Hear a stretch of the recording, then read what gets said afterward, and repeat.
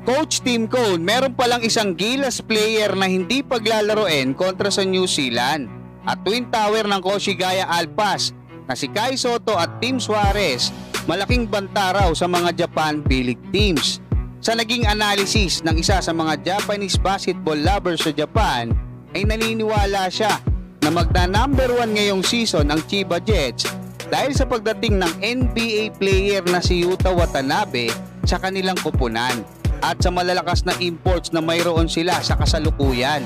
Malakas pa din daw ngayon ang koponan na nakalaban nila Kai Sotto at ng Koshigaya Alpas sa isang tune-up game nung nakaraan na Utsunomiya Breaks dahil halos wala silang binago sa kanilang roster last season.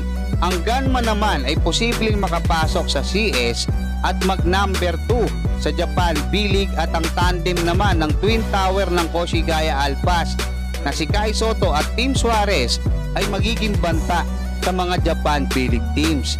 Ayon pa sa isang Japanese fans na nakapanood ng laro ng ating pambatong si Kai Sotto, ay malakas na din daw ngayon ang kanyang katawan at doon nga sa naging laban ng Koshigaya Alpas kontra sa malakas na koponan ng Utsunomiya Breaks ay nakita naman natin na pinagsasabay ni Coach Ansay ang kanilang Twin Tower na si Kai Sotto at saka itong si Tim Suarez ng Brazil na bukod sa parehong matangkad ay parehong mahusay pumasa, may tira sa labas at magpapahirap sa mga magnanais mag-drive sa ilalim dahil sa kakayahan ng mga ito na maging rim protector.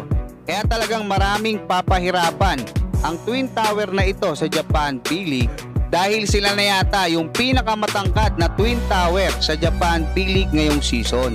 Patungkol naman sa ating Gilas Pilipinas na unti-unti na ngang nagiging healthy ang halos lahat ng mga players. Kabilang na nga dyan yung dalawang Gilas regular players na kasama doon sa 12 na si AJ Edu at Scottie Thompson na hindi nakapaglaro sa nakaraang FIBA Olympic Qualifying Tournament sa Latvia. Si AJ Edu kasi sa kasalukuyan ay nakapaglalaro na sa bago niyang koponan sa Japan B-League at si Scottie Thompson ay ganoon din sa Barangay Ginebra at maganda yung ipinapakita nito at sinabi pa ni Coach Tim Cone na nasa 85 to 90% healthy na ngayon sa kasalukuyan etong ang si Scottie Thompson. So most likely makakapaglaro yung dalawa na yan diyan nga sa FIBA Asia Cup Qualifiers sa darating na November kontra nga dito sa New Zealand at sa Hong Kong. Ang tanong ngayon mga kabasketball, ngayong magiging 11 na itong ating Gilas Pilipinas regular players dahil isa lang naman yung nawala at hindi pa makapaglalaro na si Jamie Malonzo. Ngayon doon sa dalawang reserve na meron tayo na si Japet Aguilar at Mason Amos, kakailanganing mamili ni Coach Tim Cone kung sino sa kanilang dalawa yung paglalaroin.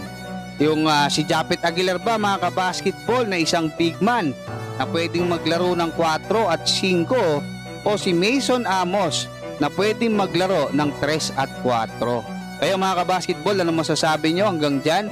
Maraming salamat at God bless sa inyong lahat.